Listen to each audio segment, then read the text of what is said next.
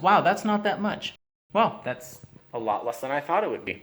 So how strong are belay loops, and how strong are they required to be? This one's pretty skinny, and this one has 2, and this one has 4. Now we'll get into why that is in a minute.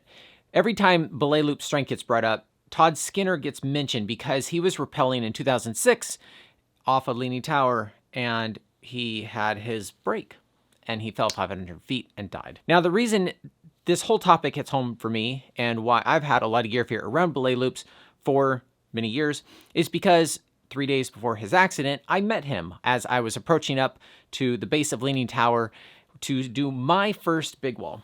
And while I was on the wall, Todd Skinner was projecting Jesus Built My Hot Rod. They were trying to free it. And so I got to see them working over there. I was climbing my first wall. It was epic.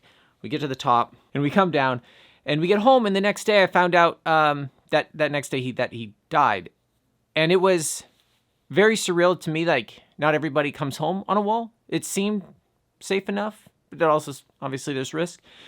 But like the belay loop, so it was actually this harness. This was my first big wall harness. And I'm looking at this thing and I'm like, how does this just break? Especially under body weight, because he was just rappelling, right? And you're just looking at this, and every time you clip to it, you're just terrified. I was just terrified. That's why the slogan of the channel is Breaking Gear Fear, because I have and had so much of it.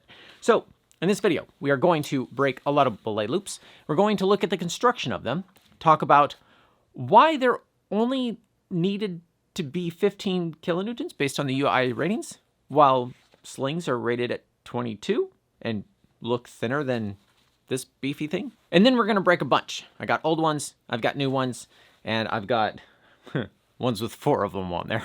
Now, we're not going to focus on the harness itself today, but just the belay loop.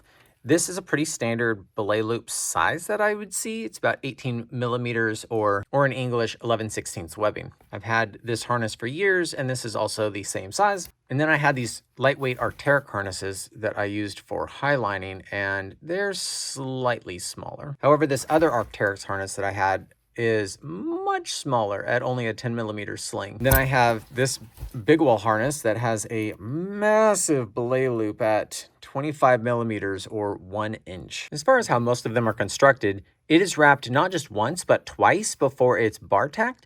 But you'll notice it's not just the different kinds of stitching that they attach here. It is stitched all the way down on both sides, here and here, on all these belay loops. This one is stitched down both sides and in the middle. And this is where it's folded over, which has their 2 diagonal bar tacks, but also on this side, they have more of them. Okay, this one's kind of weird in the fact that it doesn't have any bar tacks there until you flip it over, which means, is it only on these 2 pieces? And this one only has 1 bar tack going that way because it's so skinny, but it still has the stitching going this way. Now, the construction of this belay chain is interesting in the fact that it is kind of infinite, but it's not infinite. It has just the sheath inside of the other sheath after they wrap a bunch of material in there, sometimes polyester, sometimes Dyneema. And this industrial round sling is the same thing, where the sheath is just inside of itself, but then you have a bunch of material wrapped around, and the only reason it looks like this is because I broke it. No way! No way! No way! Now, I bring all that up because the Sendero on Edelrid's new harness here is kind of an interesting construction in the fact that it is kind of infinite, but it's not. It is just inside of itself, and it has a bunch of material on the inside, similar to how this is constructed here. But wait, there's more. Black Diamond's Zone and the Long Haul Big Wall harness have these infinite belay loops. There is no TV magic here. There's no end to this. And so we're going to break test this to find out how this is constructed, and also to see how strong it is, because it's very supple, which I do like, but I don't know. I don't know about gear fear, guys. Gear fear. So now the question is, why do I have 4 belay loops here? Now this will make a lot more sense when we talk about how a belay loop is used. Obviously for belaying, but you don't want to clip a carabiner to the leg straps and the waist straps because it kind of does some weird stuff to a carabiner. You don't want to tri-load it. Carabiners are strong if you pull them the right way. Now, if someone were to fall and the top piece that catches them, that the rope's running through, is going to see theoretically just 4 in this situation, 4 kilonewtons, that's about 1,000 pounds of force, give or take. The climber is going to see a little more than 2 kilonewtons, and the belay loop, the belayer, is going to see a little less than 2 kilonewtons. So if it breaks 15 or above, technically we're still super good enough. Next common use is rappelling, and that is only going to see your body weight plus some if you stop real hard after rappelling quickly. It's still not going to see that much force. If we're moving a bunch of people through a rope swing quickly, we'll have 2 steel locking carabiners and we will just clip to their belay loop because that is the most convenient place to clip. It's bomber, and theoretically it will break before the person and maybe even before the rope, because it can be awkward if you clip a carabiner to both hard points of the harness. Now, coming back to full circle on the theories on what happened to Todd Skinner's belay loop. It is uncomfortable when you squish the leg loops and the waist belt together, even if it's not a carabiner, but a personal anchor. So in this case, I have a Petzl Valve Adjust that I've girth hitched directly to my belay loop, and this sling that I've girth hitched to there. Is that bad? Well, Todd Skinner did that, and it rubbed back and forth, and when your legs are moving up and down during a rappel while you're keeping your body away from the wall, your bottom loop will move back and forth. So does this keep the wear points to one spot instead of it moving around freely, wearing out more evenly? Now, Todd climbed a lot, and his belay loop, as reported, was about 20% worn through. But they've done tests where they've cut a belay loop 90% through, and it still would hold more than body weight. So for years, I put my personal anchors directly on my leg and waist belt, and not on the belay loop. And I only reserved that for belaying and rappelling. Is that good practice? Well, Alpine Savvy put together, I found it yesterday, a tremendous article that just goes into whether or not that's okay. So apparently, Black Diamond, Petzl, and Edelrid don't warn people not to do it. Petzl recommends girth hitching this personal anchor to your belay loop, and they even show if you tie it into the 2 hard points that it would be uncomfortable. Bial's Dyna Connection uses the belay loop. Camp Swing shows the belay loop. The Edelrid Switch uses the belay loop. An Edelrid Via Ferrata setup uses the belay loop. Annie Kirkpatrick's Down book shows using the belay loop. So after getting over some of my gear fear, I started putting my tethers directly on my belay loops, which is why I like to have 2 belay loops, because there is so much going on, especially when you're big walling, and also if you have a little fifi hook right there, it just frees you up. It's so much more comfortable. Now, but why do I have 4 on this Misty Mountain harness? So when I custom ordered dozens of these for the store, we got 2 belay loops on all the harnesses. Well, this one's going to be mine. And so I had them put on 2 extra so I could brake test 2 of them, because they claim that they break over 7,000 pounds. What I like about this Cadillac harness is it's got so many gear loops. It's super comfortable. I'm excited to use it because we also had all the harnesses that we carry have an extra gear loop, because you can never have enough gear loops. Or in this case, belay loops. Now I'm going to try to brake test one of these without damaging the rest of my harness. Almost 37! And the harness looks to be A-okay. It broke around where the carabiner was. And it's interesting that this comes apart right here, though it didn't do that all the way around. So the brake test I started this video out with, I did 5 years ago, and it stuck with me. I still remember that test. That's why I went and found it in my old archives, because I couldn't believe it broke so low. I just imagined a single point of failure being, I mean, it looks stronger. Shouldn't it be stronger? The UIAA rating only requires it to be 15 kN. Why is that?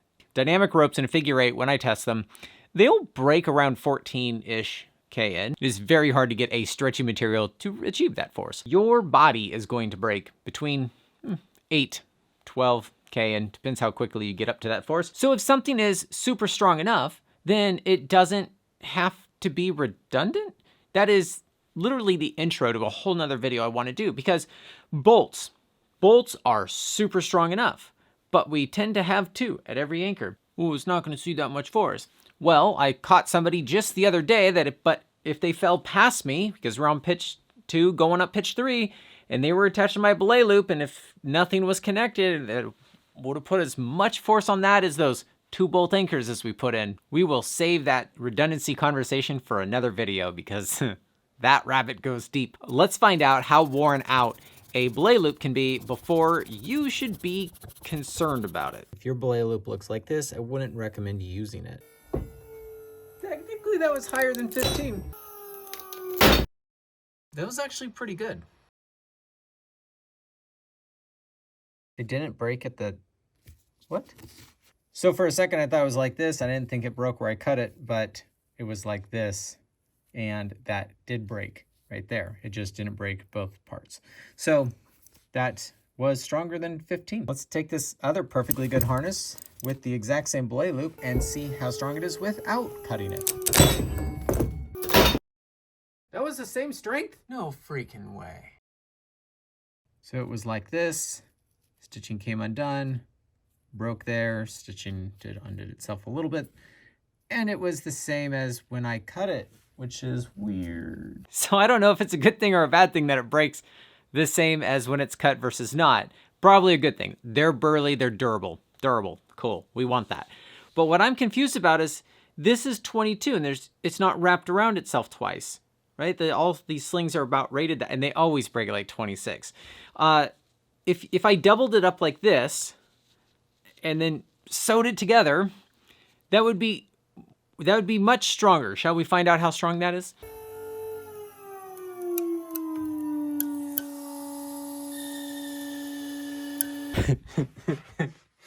Okay, so my hydraulic without 2-to-1 is only 40 kilonewtons. Okay, back to this harness. Yes, almost 37 kN is great. But how is it not stronger? That is so much stronger than belay loops. You would think, I'm just confused why we're not getting that strength. Now, why am I so hung up on the strength of it? Like the UIA only feels it needs to be 15 kN, and I'm a lot of smart people in that group. So, but where I think I get hung up is the carabiner that I clip to this is stronger than the loop. Now, when I build a system, I think that I want the bolt to be stronger than the hanger. And I want the hanger to be stronger than the carabiner, and the sling to be stronger than the carabiner, and the master point to be stronger than the rope, and the rope to be stronger than my belay loop. Give or take. Go with me on this. But you know, why would I have a 22 kilonewton carabiner if I'm only clipping to this? There are a lot of reasons. This is just conversation to have. But when you start to integrate other stuff into this, but I wonder what happens if you... Is a girth hitch sling weaker than a belay loop? So let's test this on new stuff. We got Petzl Corax here and a brand new Dyneema sling. Is the girth hitching on this going to weaken this more or this more?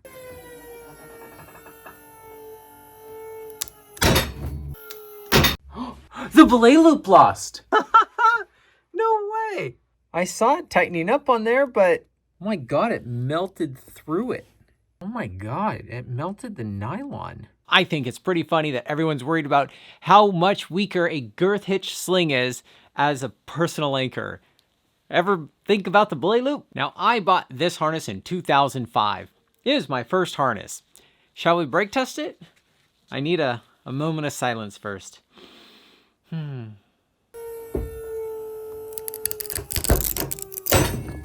Wow, that was way stronger than I was expecting. That's way, way better. Wow. Wow, it tore the crap out of this thing. Well, look at that color difference. That's the color this used to be. A skinny sling I know is strong, and I trust this all the time, but when I see a skinny belay loop, I'm like, That was just as strong as the fat ones. That is wild how that ripped. And that's pretty good. Now this is the Edelrid Sendero, and this is making this episode get more and more expensive.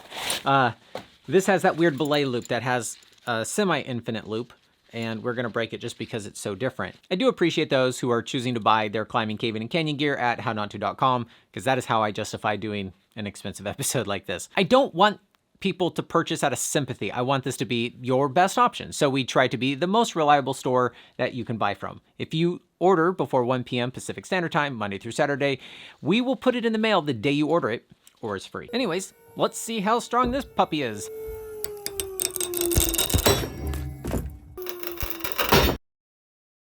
Holy crap, that's 30! Wow! Holy moly. That's really impressive. Oh, it's melted together. That's not Dyneema. Is it Dyneema? Well, if you cut this thing in half, that is what it looks like. Now it's time to sacrifice one of my 2 belay loops, and I like having both of them, but for science. Whoa, that was also 30. Oh, it's in here. So I'm still confused how it's made. Let's open it up here.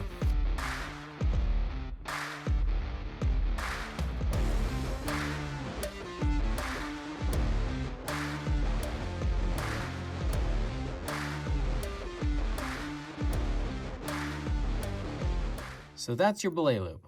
Whole bunch of Dyneema wrapped inside of the socks they couldn't sell. So when should you retire a harness? These are both harnesses that I've had, and now that I've broken more stuff, I think they have more life in them. But soft goods, I think, is important, especially when you have these single points of failure, that it's better to be on the safe side. I mean, what else are you going to find out, right? So how not to retire gear is put it in the brake test machine, and we'll pull on this belay loop. This has been outside more than any other harness that I've ever owned, and this is my original big wall harness. So let's find out if they are dangerously low. Now I know this is just the keeper loop, but it was completely coming undone, and that is why I retired this. So let's find out how strong the belay loop is.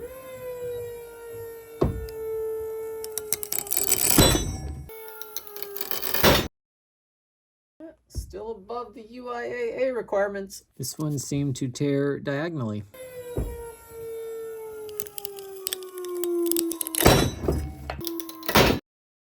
Whoa, that's a lot. That is pretty warm and strong. Could have probably got another wall out of this guy. I'm sure you can see why it's such a mystery that Todd Skinner's belay loop would fail under body weight when it's, even if it was super worn, super worn out. The forces that I'm getting right now are absolutely ridiculous. Now I do think it's wild that the requirement's not 20 kilonewtons from the UIA, but whatever. At this point, like, your body would break first. Let's cut one most of the way through, and then we'll talk about how to maybe replace a belay loop or add one, and talk about why you might want that. Let's see what that breaks at. 9? That is absolutely wild. Now, wear and tear is not the only concern. Contaminants is also something that could weaken this substantially. I have some acid here at the lab, and I put some pretty gnarly acid on this all up and down. Holy crap, it took away the words off of this thing. I'm gonna let this dry, and I estimate it's gonna break around 1 kilonewton. But while we wait for this to dry, let's talk about how and why some people add or replace their belay loops. Now, one super niche reason you might want an additional belay loop is Andy Truins's lead rope solo technique of using 2 Wild Country Rebos. And so he needed 2 belay loops in order to make that happen, and he took something similar to power cord, wrapped it twice, and tied a double fisherman's knot with it. So let's test that configuration real quick to see how strong his homemade belay loop is. I'm gonna make this test loop out of this Blue Water Titan cord that has Dyneema core and a 13.5 kilonewton MBS supposedly. So we wrap it twice. We're gonna make that a little tight there. And this is 3 feet of it, by the way. We're gonna do double fisherman and see what happens. When we cut this, we make a little plastic cap over it, otherwise it turns into a flower. And the way I'm doing this test one is I'm going around both strands with the double fishermans. Just make sure you have some long enough tails, but we're gonna just tape them here for the way that people would probably try to keep this little tidy on their harness. Yeah, that doesn't look ghetto at all. How bomber is it? That's amazing. There we go. Whew, that is warm. Wow, that's interesting. There you go. Andy, you're safe-ish. You're still lead rope soloing though. It wouldn't be a How Not To episode if I wasn't trying to put a soft shackle where it wasn't supposed to go. If you think that's funny and you understand why that's funny, leave a comment below. You've been watching this channel a while. Soft shackles. It has a button knot that's not much bigger than that double fisherman's knot. This isn't any more wraps. This is 2 wraps, right? And this right here is 50K in. So the only thing you don't want it to do is to come off. Now, that's very easy to mitigate by just putting a little tape on there. There's a couple different ways you can do that, but I've also never been able to jiggle it off. Now I have broke test many soft shackles on this channel, and this literally is what's holding all of my brake tests, and this has done it many times. So let's just say this is super good enough. But what I don't like is how big the button head is if I could help it, even though it's about the same as the knot. But wait, there's more. This is 1/8 inch Dyneema. Now that may sound skinny, and that's because it is. Now, if you wanted to, this is something we started doing with the soft shackles I connect my high lines with. We'll wrap it twice around some loops and then wrap it around. And that's very important. Please don't wrap it around once and use it. This is some pretty skinny stuff.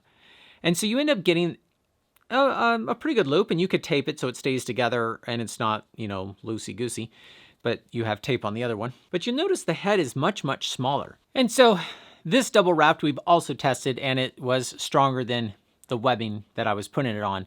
And it's definitely stronger than the UIA rating. The reason I don't think this is a solution for everyone is because you have to know how to make a soft shackle. And we've got videos on how to do that, but you got to take the time to do it. And you got to buy a Dyneema, which is like one of the only things I don't stock yet. But it's an art. And if you want to do the art form, that's entirely up to you. And if you want to get nerdy about it, this is one way I may use some of these perfectly good harnesses for myself by adding this on there. I think this harness is a perfectly good harness still, and if I can find a way to utilize it still, I may do that. What I like about the Cadillac is the two belay loops that ours come with fit inside of each other, and I often put them inside of each other and rappel and belay with that because it makes me feel warm and fuzzy. And what's kind of fun is this third one fits inside of this. That's what you call redundancy. Even I would agree that is overkill. Shall we see what the one with acid is gonna do now?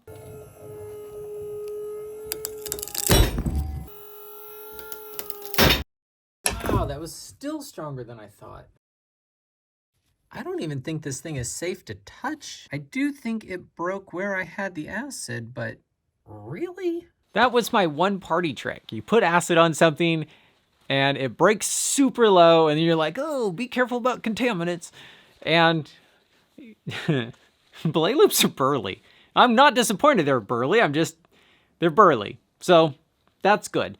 And I'm sure there's various ways to add your own belay loops that I don't even cover, and I'm not endorsing any of them. I'm just telling you what some people do. Now, I encourage you to post some helpful comments below because it'll steer what we do next. Also, we might be able to do follow-ups just with shorts, and we're posting stuff every day somewhere on the internet. And if you don't want to try to keep up with that, you can just sign up for our emails where we consolidate everything we posted for the week, send it out on Saturdays, and we have giveaways, and we have sale items and behind the scenes and store news. And it's a fun little package to get on a Saturday of just the stuff we're doing at hownottoo.com/signup.